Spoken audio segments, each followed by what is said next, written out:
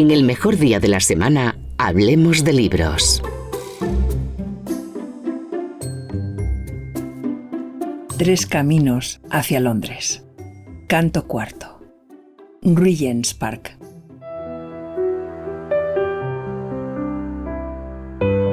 En los bancos de los parques londinenses, en sus respaldos, pequeñas placas recuerdan a las personas que se sentaron en ellos habitualmente. Los datos de este pequeño poema no son del todo ciertos, pero dicen verdad. El parque fue, en otros tiempos, el lugar de caza favorito de Enrique VIII. En este banco, Eleanor Jenkins, 1933-2004, se sentó a leer, a pensar, a hablar con sus amigos durante toda su vida. La ciudad de Londres le agradece su amor y su constancia. En el Parque del Retiro de Madrid es exactamente igual. Exactamente. Solo que alguien cambió la placa donde otro nombre, otra fecha, otras palabras se escribieron por un silencio levemente atornillado. Volvamos a Londres. Regent's Park. Unas rosas. El sol. Regreso a Baker Street caminando. I remember you, Eleanor, in a sad winter.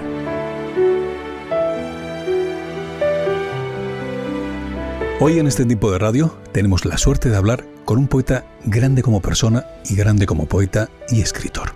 Generoso y abundante en sus palabras y en sus actos.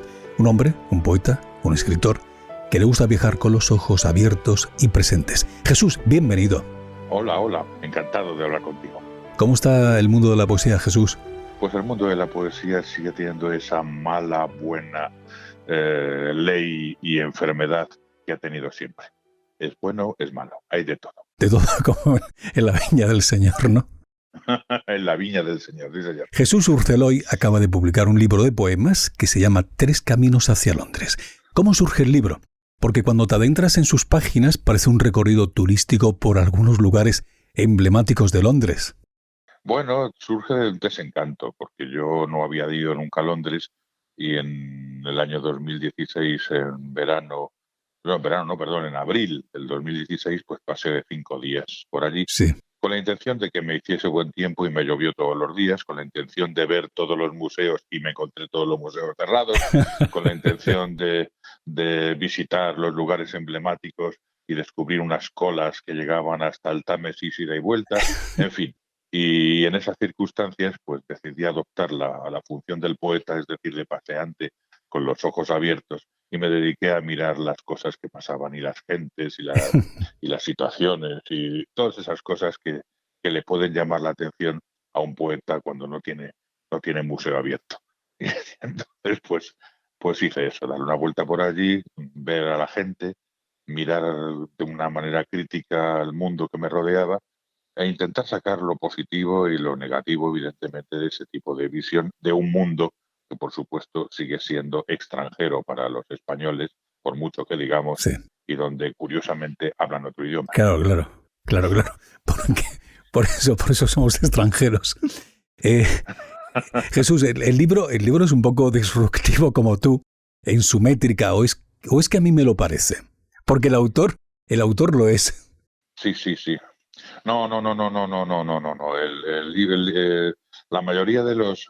Yo soy profesor de poesía, entonces yo en principio debo de conocer todos los métodos o la mayoría de los métodos, las métricas, las retóricas, las prosodias e intentar llevarlas a cabo en clase. A mí me gusta hacer los mismos deberes que mando a mis alumnos, los hago yo también. Sí. Y luego además que los meto entre el grupo de poemas, los sorteamos y los vamos leyendo sin decir quién es el autor hasta el final de la clase. Entonces así yo incluso me gusta pasar desapercibido y que me critiquen ellos. Bueno, el caso está en que yo utilizo una métrica, o sea, yo en este caso he estado usando pues una métrica grecolatina, he usado mucho el sáfico y el dactílico y bueno, y en algunos momentos pues también me permito el lujo de jugar con el endecasílabo y en un momento determinado hago incluso una sílvana sonante. Lo que pasa es que son esas cosas que los neófitos no tienen por qué saber, ¿de acuerdo? Es decir, esto lo hago por gusto, por placer, por gozo de la escritura, pero no por darme el pábulo ni decir, mira qué listo soy. Bien, lo hago porque me gusta, porque me lo disfruto y el verso libre, que ya te digo que según decía el gran poeta neozelandés Victor Hughes, el verso libre ni es verso ni es libre. Así que yo no uso nunca el verso libre. Siempre uso un verso, pues siempre busco rítmica. Me gusta muchísimo el ritmo. Yo creo que la poesía tiene que ser dialectal, tiene que ser cantada. Yo creo que se creó para ser hablada en voz alta, para que todo el mundo disfrutase de ella, incluso el que no sabía leer. Y, y esa función es la que yo creo que tiene la poesía y yo quiero llevarla a cabo. La rítmica tiene que estar presente dentro de la belleza y la poesía tiene que ser belleza más ritmo y luego a eso se le puede añadir crítica social o lo que te dé la gana. Pero la base principal es eso, belleza y ritmo. Ahora que estás hablando de belleza, ¿qué tiene Jesús, el poeta? ¿Qué tiene en su mirada para ver en las cosas belleza donde el resto de los mortales solo vemos cosas sin más? No creo que sea una característica especial, sino sencillamente eso. Que yo creo que la belleza todos somos, todos, sin ninguna duda, capaces de interpretarla o de verla. Lo que pasa es que hay que pararse a mirar. Si te paras a mirar cualquier cosa, y aunque tú no seas poeta, seas una persona normal, y buscas, digamos, o te haces preguntas, ¿por qué esto es así? ¿Por qué no es así? ¿Por qué esa canaladura? ¿O por qué esa hoja crece? ¿O por qué huele así? En el momento que te hagas preguntas, probablemente encontrarás pues puntos de intersección con la belleza. Y la belleza muchas veces es el resultado positivo de un pensamiento, aunque sea normal, es decir, ¿por qué estoy aquí? ¿Qué hago? ¿Por qué esa planta crece? Es decir, en el momento que hago eso, seguro que encontraré elementos de belleza. Lo que pasa es que la sociedad no nos ha enseñado, desde que somos pequeñitos, nos enseñan a sumar y a restar, pero no a no llegar los primeros. A mí me gusta mucho correr con mis amigos, pero sin intención de llegar ni el primero ni el último, sencillamente de correr. Yo, yo me acuerdo que de pequeñito tenía un grupo de amigos maravillosos, no sé si éramos todos poetas, a lo mejor sí, que nos gustaba dar patadas a un balón, pero no jugar al fútbol. No sé si me he explicado. Perfectamente, perfectamente.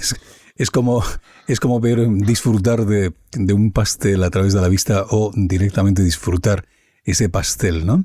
Sí. Jesús, si leyéramos más poesía, ¿habría menos crispación en la calle? Pues probablemente, pero yo no creo que sea. Yo fíjate, siendo poeta, tampoco la poesía es muy difícil, la poesía es muy difícil de llegar a ella. La poesía, digamos, buena, entre comillas. La poesía mala está en todas partes. Yo les digo a mis alumnos que si leen un cartel que dice para conducir bien y fino, autoescuelas Avelino, eso no es un poema, pero suena la mar de bien. Entonces hay mucha gente que cree que eso es poesía. Hay mucha gente que la cree. Y eso no, pues suena muy bien, ¿eh? Se puede incluso cantar, pero no llega a ser un poema, ¿vale? Entonces habría que ver qué es lo bueno y qué es lo malo. Entonces, digamos, la poesía que tiene una cierta calidad, pues siempre va a ser difícil porque tiene un punto de intelectualidad al que no todo el mundo, digamos, ni está dispuesto o quiere llegar. Pero bueno, si leyéramos más poesía, si fuéramos más líricos, si cantáramos más, yo creo que si cantáramos más, porque la canción, la música y la Sí, poesía claro, están muy nacieron a la vez. ligadas, Si claro. cantáramos más, si sonriéramos más, si fuéramos por el metro entonando una canción sin sentir vergüenza de que nos oiga el de al lado, yo creo que sí, seguramente seríamos más pensantes. Y si fuéramos más pensantes, pues a lo mejor no votábamos mal, por ejemplo. Ahora que estás, ahora que estás hablando de votar, ¿qué le diríamos a nuestros políticos que parecen tan enfadados los unos con los otros? Un poquito más de poesía en sus vidas y menos eslóganes como el de la autoescuela Gavino. A mí me sorprende, por ejemplo, yo me acuerdo que mi profesor, Juan Carlos Mestre, pues me decía que para bien o para mal, todos los presidentes de Chile habían sido poetas. Y cuando he dicho todos, son todos. Incluso el malo malvado de la muerte, ese también había escrito poesía. Pero dices, joder, qué horror, ¿no? También a Hitler le gustaba pintar. O sea, que tenemos que y los perros. Exactamente, y los perros, y la mona Chita también pintaba, que También. pero en fin, que no sé, que ya hasta me he olvidado que me habías preguntado. Repítemelo, por favor. Sí, nuestros políticos tendrían que leer más poesía para quitarse crispación. Nuestros políticos deberían de leer más poesía.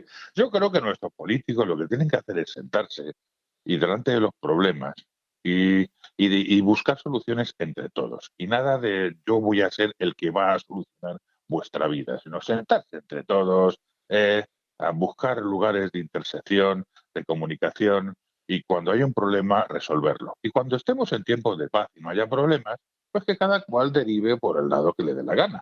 Yo creo que la comprensión, el diálogo, es lo que hace que las sociedades avancen. Bueno, hay un tema muy interesante que es el sesgo de confirmación, del que luego con Javier Urra hablaremos, ¿no? De cómo intentas sostener aquella idea, aunque estés confundido en ella, ¿no? Jesús, dicen que las palabras nos conforman y forman. ¿Qué palabra tendríamos que llevar como kit de supervivencia para estos momentos difíciles que estamos viviendo? Pues la que te he dicho, probablemente la palabra comprensión o incluso la palabra dialéctica, por así llamarlo.